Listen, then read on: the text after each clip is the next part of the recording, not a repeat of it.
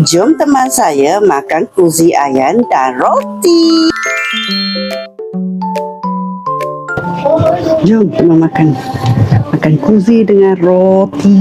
Kuzi ayam. Bismillahirrahmanirrahim. Wah, banyak aja.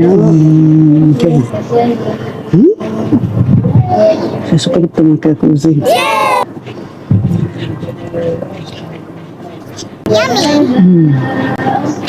Saya minyak sapi, sesafron, tak masuk. Bismillahirrahmanirrahim. Sedap. Saya dah kecil lagi makan kuzi. Air gayo, mak saya buat. Rindu.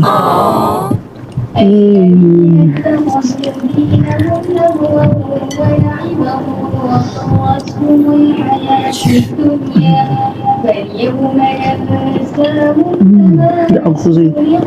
Saya suka guna ropoh Kelantan, kuzi Kelantan. Sama ada langgar ataupun selisih.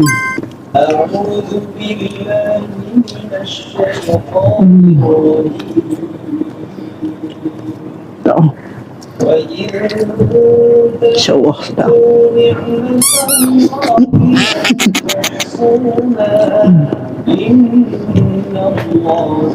Kuzi sedap makan dengan roti, makan dengan nasi pun sedap, makan dengan roti jada pun sedap.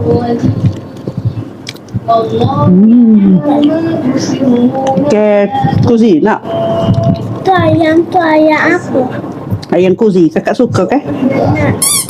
Nak. Tak nak biar. Sedap. Resepi nanti saya next video.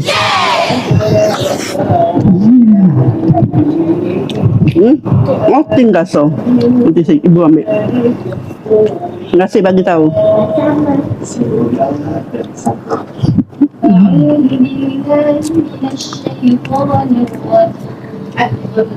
فلما قضى موسى الأجل وسار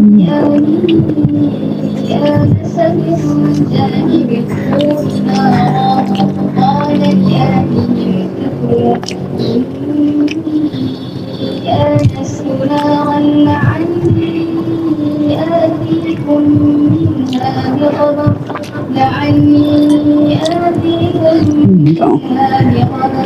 أو زود Jangan lupa subscribe, like, komen, share video ini.